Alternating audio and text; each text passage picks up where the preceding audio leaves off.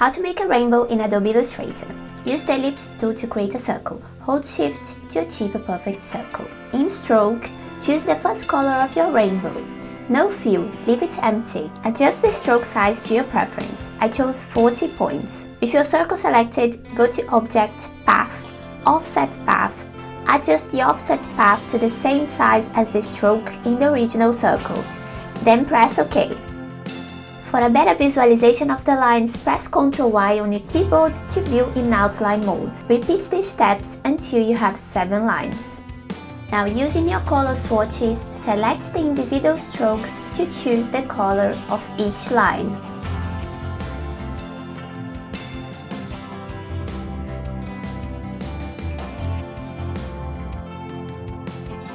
Let's do Ctrl Y again to turn into outline mode for a better overview. Now use the direct selection tool to select all the dots in the bottom section of the bottom of the circle. Once selected, you can click Delete to remove the bottom half. To finalize, go to Object, Expand, and turn off the outline mode. You're done!